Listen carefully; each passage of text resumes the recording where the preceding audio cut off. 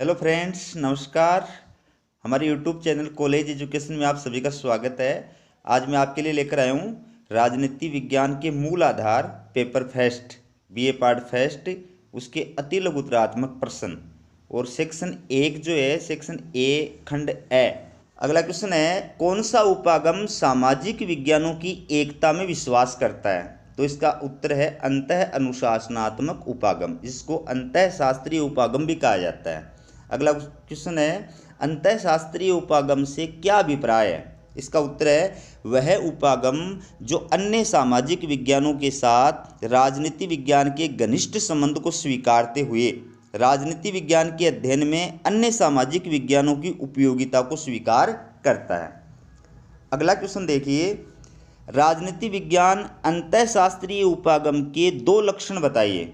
पहला है सामाजिक विज्ञानों की एकता पर बल, दूसरा है राजनीतिक विश्लेषण पर जोर। अगला क्वेश्चन जो है वो भी बुक का है, वेल्थ ऑफ नेशंस। ये जो पुस्तक है इसके लेखक कौन है? Adam Smith. Wealth of Nations, लेखक है इसके एडम स्मिथ। अगला क्वेश्चन देखिए, राजनीति विज्ञान व इतिहास में कोई दो अंतर बताइए।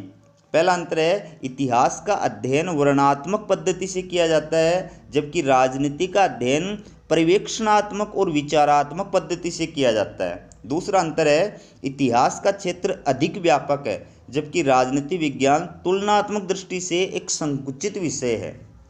अगला क्वेश्चन देखिए, राजनीति विज्ञान व अर्थशास्त्र में कोई दो अंतर बताइए। पहला अंतर है राजनीति विज्ञान का संबंध मनुष्य के राजनीतिक जीवन से है, जबकि अर्थशास्त्र का संबंध मनुष्य के आर्थिक जीवन से है।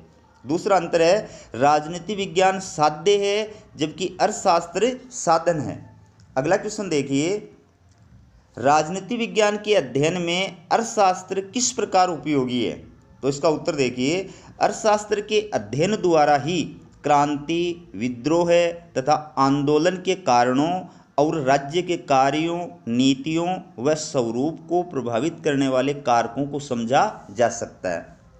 अगला क्वेश्चन देखिए, इतिहास राजनीति विज्ञान के अध्ययन में किस प्रकार सहायक है? इतिहास राजनीति विज्ञान के अध्ययन में किस प्रकार सहायक है? उत्तर है इतिहास राजनीति विज्ञान को सिद्धांतों के निर्माण में सहायता प्रदान करता है तथा राजनीति विज्ञान की प्रयोगशाला के रूप में कार्य करता है।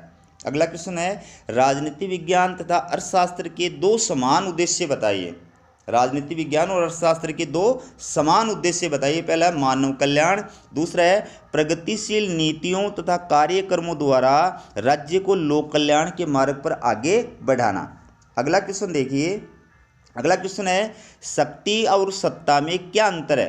तो शक्ति और सत्ता में क्या अंतर है? पहला है शक्ति भौतिक तत्व है, जबकि सत्ता वैधानिक तत्व है। दूसरा है शक्ति मूल्य निरपेक्ष होती है, जबकि सत्ता मूल्य सापेक्ष होती है। अगला क्वेश्चन है शक्ति और प्रभाव में दो अंतर बताइए। शक्ति और प्रभाव में पहला है शक्ति भौतिक तत्व है, जबकि प्रभाव नैतिक तत्व है। दूसरा अंतर है शक्ति अप्रजातांत्रिक है, जबकि सत्ता प्रजातांत्रिक है। अगला क्वेश्चन देखिए, शक्ति की अवधारणा का अंतर्राष्ट्रीय राजनीति के परिप्रेक्ष्य में अध्ययन करने वाले दो विद्वानों के नाम बताइए। पहला है मार्गेनथाउ, दूसरा है ओर्गेन्स्की। अगला क्वेश्चन है, क्या शक्ति को प्रभाव कहा जा सकता है? उत्तर है शक्ति को प्रभाव नहीं कहा जा सकता, परंतु यदि शक्ति में से बल प्रयोग, दंड तथा हिंसा को निकाल दिया जाए तो वह प्रभाव बन जाती है। अगला क्वेश्चन देखिए, अगला क्वेश्चन है शक्ति के अनेक प्रचलित अर्थों में किन्हीं दो के नाम लिखिए। पहला है बल प्रयोग के रूप में, दूसरा है मानव की सामान्य प्रवृत्ति के रूप में। अगला क्वेश्चन है शक्ति को प्रयोग में लाने के कौन से तरीके हैं? तो पहला है समझाना, दूसरा है प्रलोभन, तीसरा है दंड और चौथा है बल प्रयोग या सैनिक शक्ति का प्रयोग। अगला क्वेश्चन देखिए, अगला क्वेश्चन है शक्ति के प्रमुख स्रोत बताइए। तो एक स्रोत है ज्ञान, दूसरा है संगठन। अगला क्वेश्चन है शक्ति के प्रकार बताइए। तो शारीरिक शक्ति, मनोवैज्ञानिक शक्ति और आर्थिक शक्ति। अगला क्वेश्चन देखिए, अगला क्वेश्चन है शक्ति साध्य है अथवा साधन, समझाइए। तो शक्ति साध्य और साधन दोनों ही है। शक्ति साध्य और साधन दोनों ही है। अंतर्राष्ट्रीय राजनीति में शक्ति साधन इसलिए है क्योंकि इससे राष्ट्रीय हितों की पूर्ति होती है। और साध्य इसलिए है कि शक्ति का आधिपत्य बने रहना राष्ट्रीय हित की सिद्धि के लिए आवश्यक है। अगला क्वेश्चन देखिए। अगला क्वेश्चन है, रॉबर्ट वायरस्टेड द्वारा दी गई शक्ति की परिभाषा बताइए। तो रॉबर्ट वायरस्टेड ने शक्ति की क्या परिभाषा दी है? उसने कहा है कि शक्ति बल प्रयोग की योग्यता है, न कि उसका वास्तविक प्रयोग।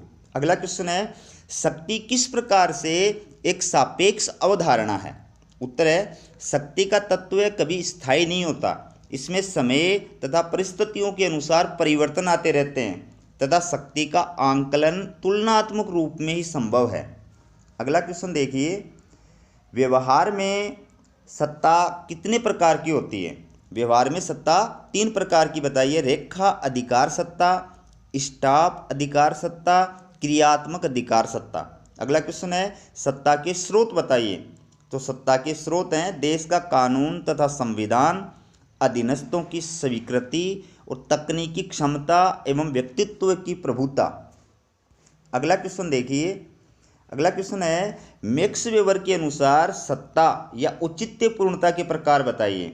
मतलब सत्ता के प्रकार भी वही हैं और औचित्यपूर्णता के प्रकार भी वही हैं, इसलिए मैंने दोनों क्वेश्चनों को एक साथ मिला के लिख दिया है। तो एग्जाम में सत्ता के प्रकार अगर मैक्स वेबर के अनुसार पूछे जाते हैं तो भी ये नाम लिखने हैं, औचित्यपूर्णता के प्रकार मैक्स वेबर के अनुसार पूछे जाते हैं तो भी ये लिखने हैं। तो 3 प्रकार बताएं मैक्स वेबर ने सत्ता के। पहला है परंपरागत सत्ता या औचित्यपूर्णता, दूसरा चमत्कारिक सत्ता या औचित्यपूर्णता, और तीसरा है वैधानिक सत्ता या औचित्यपूर्णता। अगला क्वेश्चन है, वेदता या औचित्यपूर्णता की परिभाषा दीजिए। औचित्यपूर्णता को वेदता के नाम से जाना जाता है, तो इसकी परिभाषा देखिए। वेदता का अर्थ उस सहमति या स्वीकृति से है जो लोगों द्वारा राजनीतिक व्यवस्था के संबंध में दी जाती है। अगला क्वेश्चन देखिए, हेनरी फेयोल द्वारा दी गई सत्ता की परिभाषा बताइए। तो हेनरी फेयोल ने सत्ता की क्या परिभाषा दी है कि सत्ता आदेश देने का अधिकार है और उसके पालन कराने की शक्ति। अगला क्वेश्चन देखिए, शक्ति किस प्रकार सत्ता में परिवर्तित हो सकती है? तो उत्तर है, जब शक्ति को औचित्यपूर्णता हो जाए तो वह सत्ता में परिवर्तित हो जाती है। जब शक्ति को औचित्यपूर्णता यानी वेदता प्राप्त हो जाती है तो वो क्या बन जाती है? सत्ता बन जाती है। अगला क्वेश्चन देखिए, सत्ता के प्रमुख कार्य बताइए। सत्ता के प्रमुख कार्य बताइए। आदेश देना, निर्णय लेना, योजनाएं बनाना, विभिन्न क्रियाओं में समन्वय स्थापित करना। और अगला क्वेश्चन है, सत्ता के प्रयोग की सीमाएं बताइए। तो पहली सीमा तकनीकी सीमा, फिर है कानूनी सीमा और तीसरी है आर्थिक सीमा। तो दोस्तों, हमारे वीडियो आपको कैसा लगा कमेंट करके ज़रूर बताएं, और चैनल को सब्सक्राइब नहीं किया तो प्लीज़ चैनल को सब्सक्राइब ज़रूर करें। वीडियो का लिंक ज़्यादा से ज़्यादा शेयर करें। हमारे वीडियो को देखने के लिए आपका बहुत बहुत धन्यवाद।